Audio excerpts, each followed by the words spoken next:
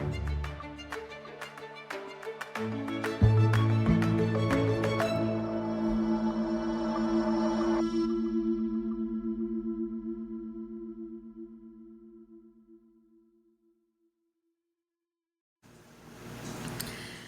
this is Catherine Moore, and this is Exposing a Monster podcast.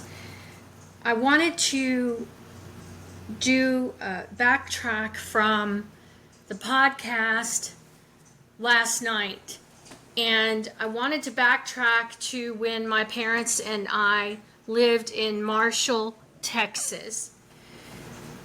When we lived in Marshall, Texas, I was preschool age up to probably 5 years of age. And my mother would go see a therapist at the First United Methodist Church in Marshall, Texas.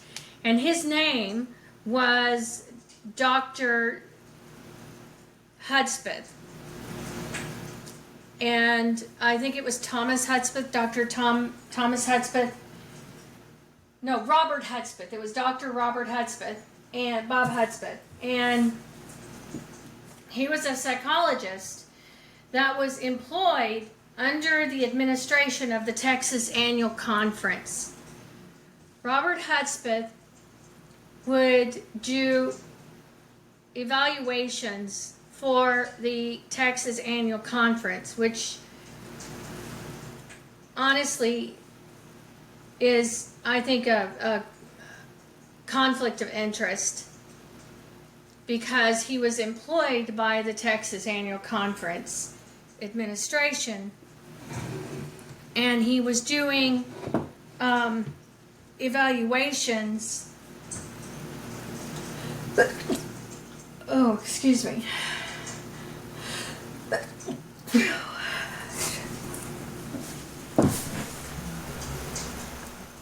Sorry, I was sneezing.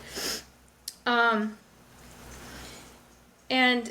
so basically what I was saying is that Robert Hudspeth was doing evaluations like clergy have to go through, psychological evaluations before they can be ordained in the Texas Annual Conference administration, before they can be ordained as an elder.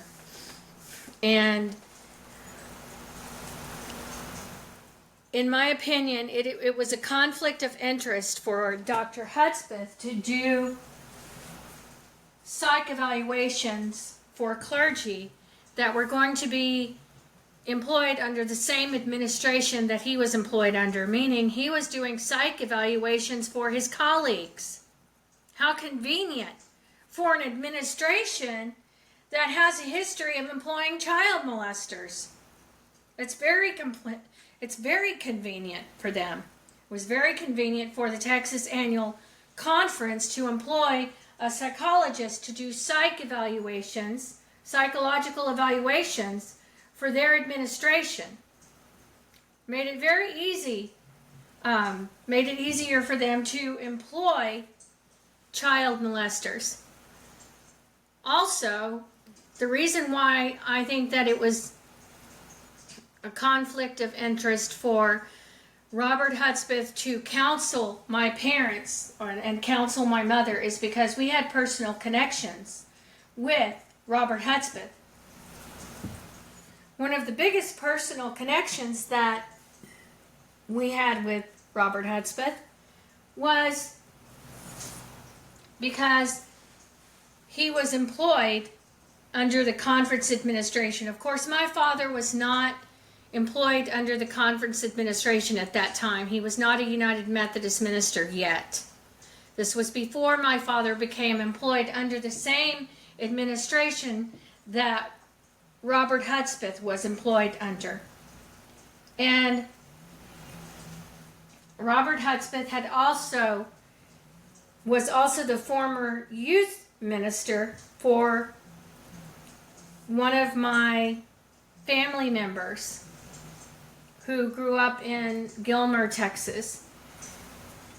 And despite having those personal connections, and despite the fact that he knew he was a former youth pastor for a family member, he counseled my family in therapy.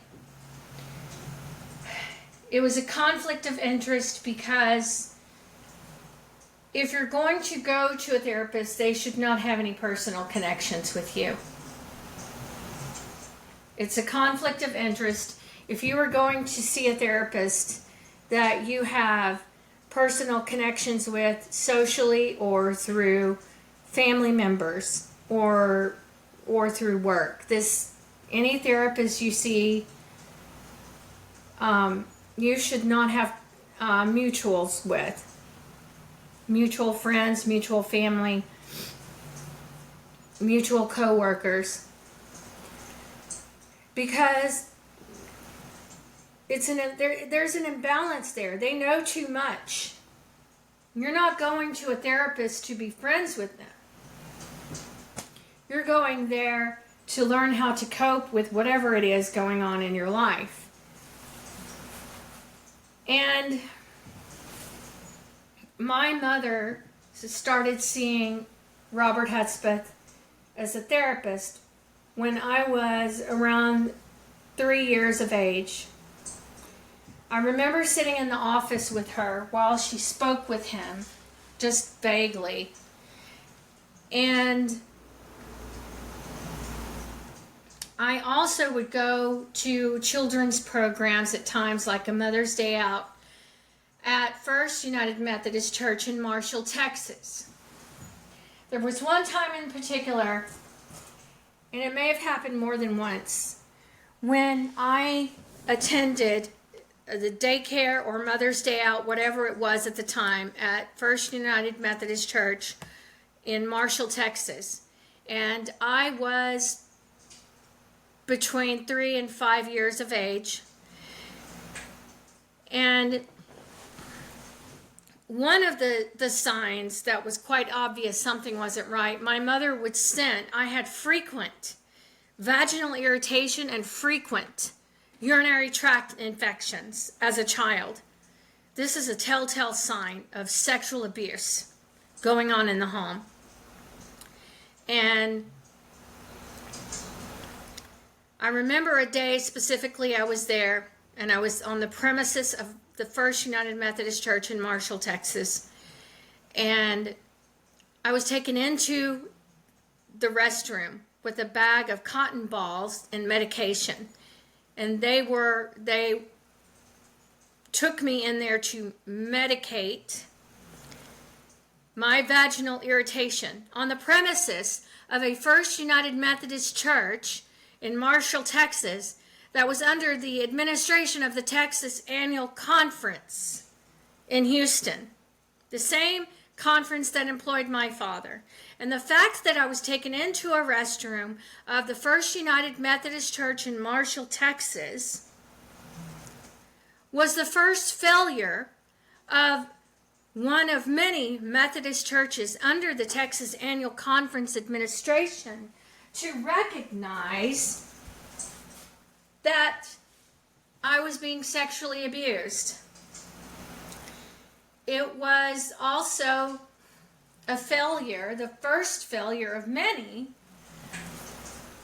by Dr. Robert Hudspeth, that there was a serious problem in the home, that something wasn't right,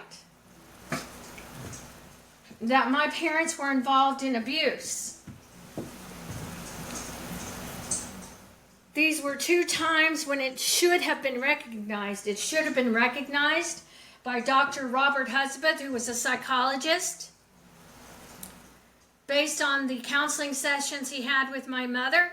It should have been recognized when I was taken into the restroom of First United Methodist Church, Marshall, Texas, to treat vaginal irritation because of the sexual abuse I was experiencing at home. This was the first failure of many in the Texas Annual Conference administration in one of their churches.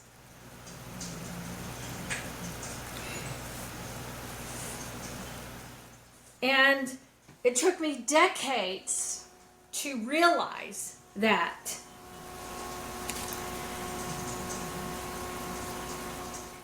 That is why I wanted to backtrack and talk about that, because I was thinking about that today. And I'm not 100% organized in this. And as I'm talking, I'm moving around because it's hard for me to sit still. If I'm talking, I need to move around. And so years later, we would go back to Robert Hudspeth for counseling, and I will also talk about that later on in further episodes.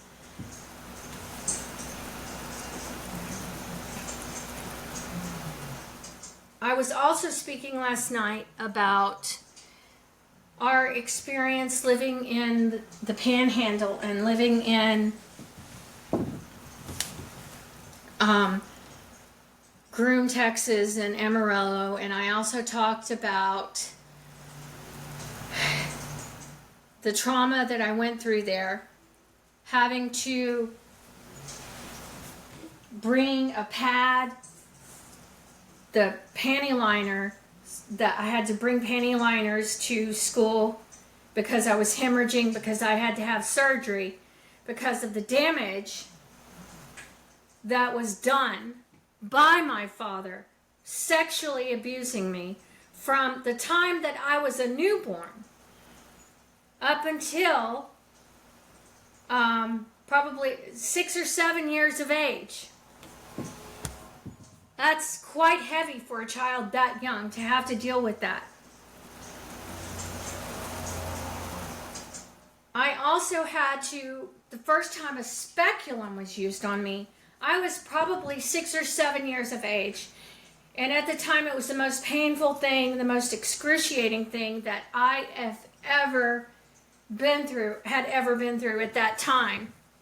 And I remember that day, and I was so ashamed. I was so embarrassed, and I felt like God was punishing me.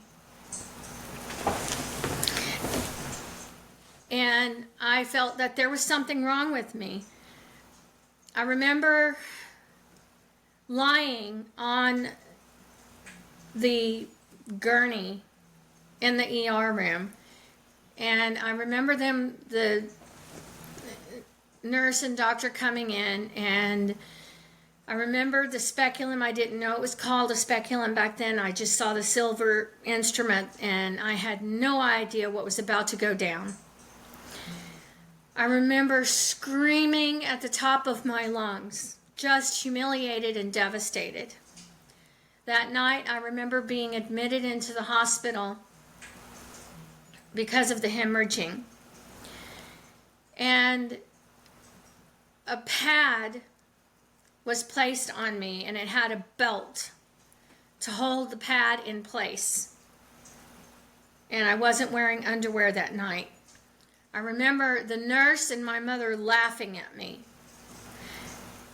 And I remember the humiliation and the shame that I felt that night, and the devastation that I felt. But as a child, as young as I was, I couldn't call it anything. I didn't know, I didn't understand what was going on. No one explained anything to me. They did not warn me or prepare me for the speculum that was going to be used on me. They did not warn me or explain, this is a pad that we're using with a belt to hold it on to you because you're bleeding and you're hemorrhaging. And none of this, this was a failure, another failure of many, by the medical system in Texas. And it was a failure in handling and addressing the fact that I was being sexually abused, and it was causing harm to my body. And nothing was being done about it. And to make it even worse, my mother was participating in it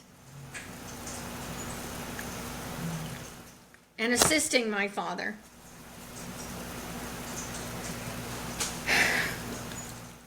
I also remember that there was another time when we were dealing with these problems, the damage that was done to me vaginally by my father sexually abusing me, because I didn't know that that's what was going on at the time. I didn't understand.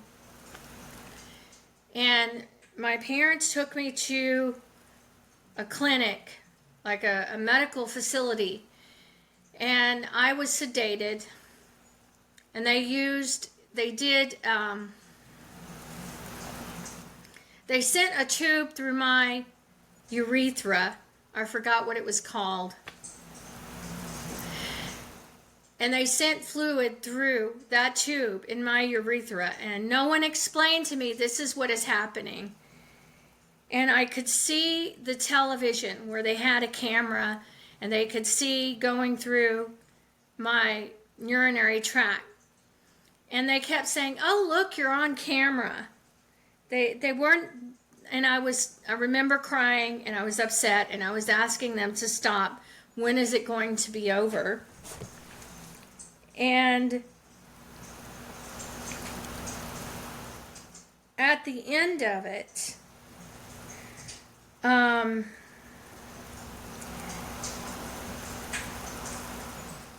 I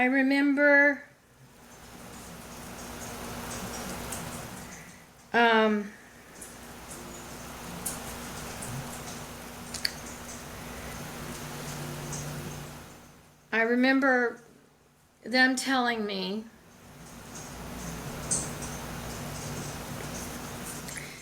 that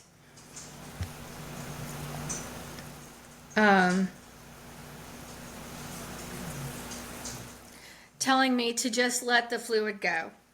And I remember that feeling, laying there, feeling the dye or whatever it was, that the radioactive fluid that they had in me, letting that come down between my legs, and it was humiliating. And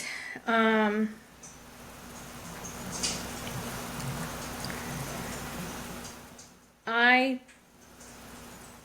remember that day, and after the procedure was over, I remember my parents walking to the car. My parents didn't even bother carrying me. I remember getting in the car and in the back seat and laying down. And to them, it was just a normal day. There was no concern for what I had just gone through or the humiliation that I felt. And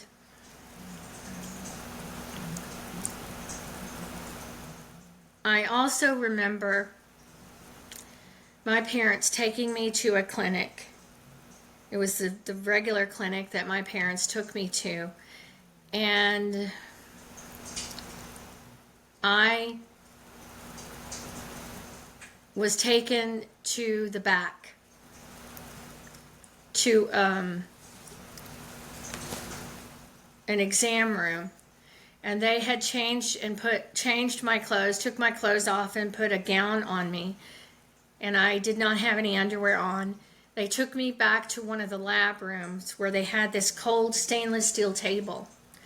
And they had me get on my hands and knees.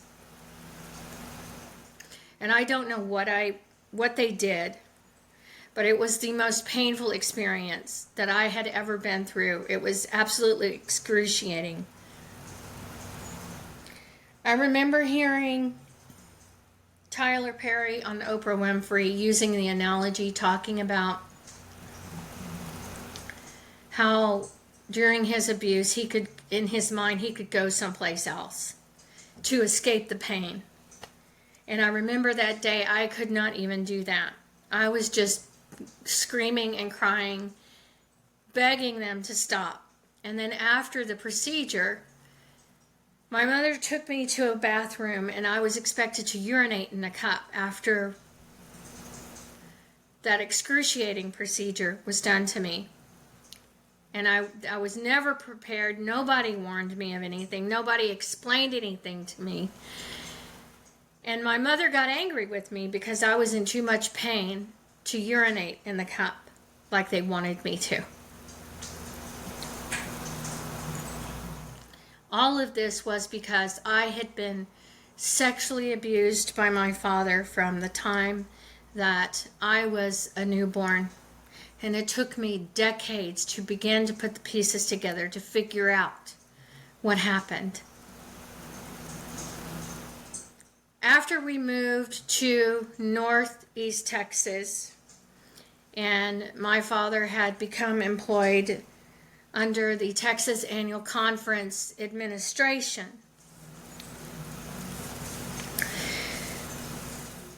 I had no idea at the time, but my parents were not the only familial connection that I had to the Texas Annual Conference administration.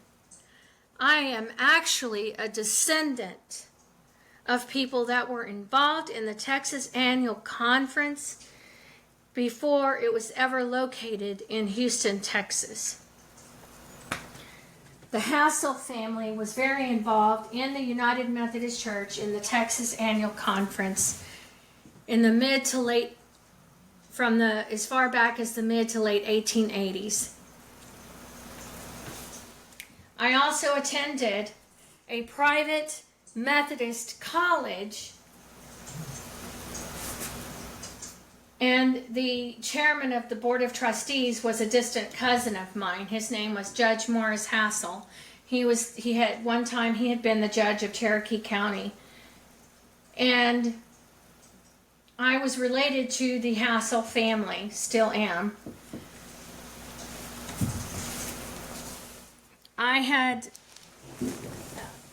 I was able to do research a couple of years ago, and I knew about Judge Hassel, and I knew that I had been related to him, but it was the first time a few years ago that I had actually found out that I was a descendant, that my ancestors were involved in the conference as far back as the mid to late 1880s up in Northeast Texas before it was ever located in Houston, Texas. The Hassel family is a very stubborn and prideful family, and I grew up around, that was the extended family I spent the most time around as a child. And I had an aunt named, we called her Aunt Tiny. Her name was Mary Hassel, and I will talk about her later.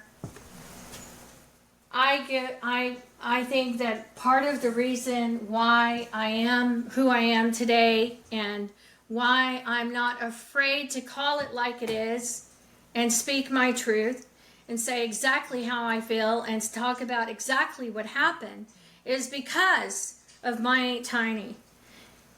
I remember Aunt Tiny telling stories of domestic violence in our family, in the Hassel family, and talking about alcoholism in the Hassel family and family violence in the Hassel family. And it wasn't because she wanted to air dirty laundry or portray our family in a negative light. It was because Tiny simply called it what it was. And I probably should not have heard these stories at such a young age, but I did. And these were stories that were told around the kitchen table in Tiny's kitchen.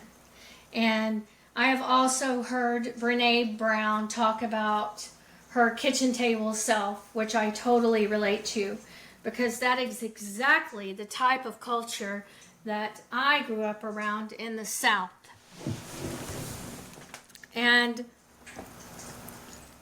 I am glad today, even if I probably should not have heard those stories from Tiny, I am glad today that I did, I am glad today that I had her influence in my childhood. And one of the most important things that one of my mother's sisters told me was that Tiny would say the only problem with Kay is her mother, Gracie, because my mother's family called her Gracie. And once we moved to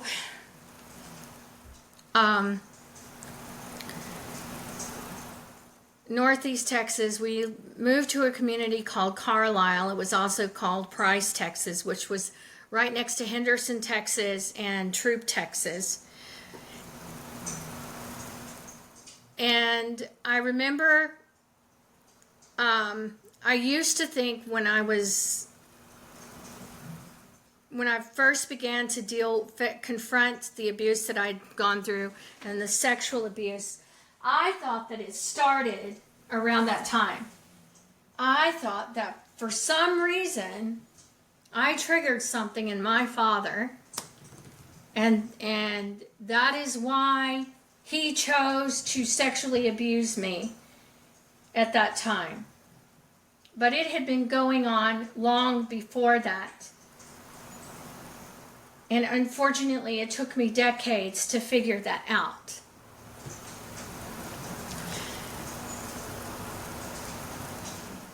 One of the things that there were things that my father would do that were not really considered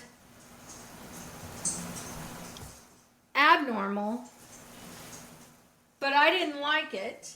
And my father could get away with touching a child inappropriately in a room full of crowded people, and no one would even notice. My father could not keep his hands off my ass when I was a child. In the car, he would put his hand on my mother's thigh, and he would rub my mother's thigh and pat her thigh. And then I noticed he started doing it to me, and I didn't like it. I would move his hand off of my leg because I didn't like him touching me there. And as soon as I would move his hand off my leg, he would move his hand right back. Every single time I was around my father, he had his hand on my ass. And he would cup his hand around my ass, and it would stay there. And I could not get him to just keep his damn hands off my ass.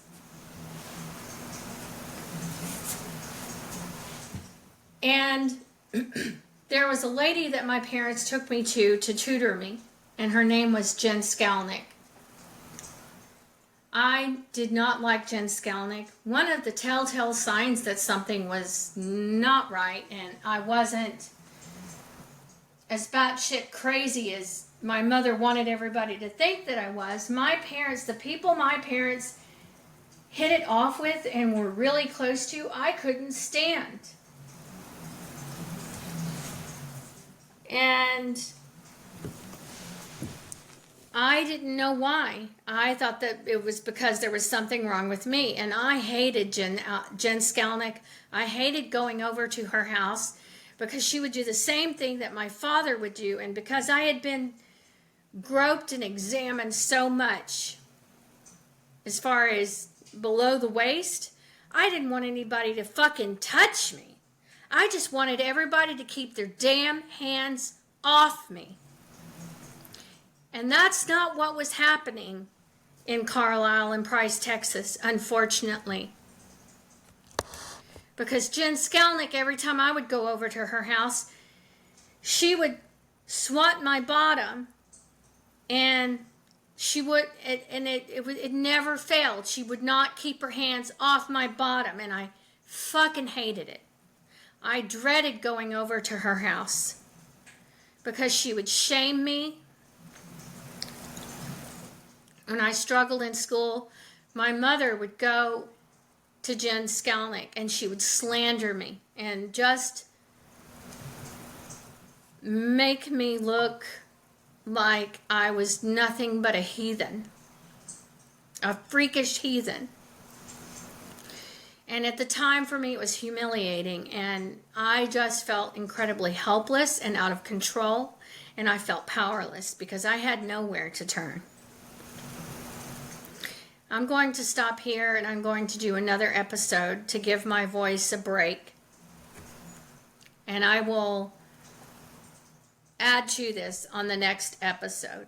But thank you for listening.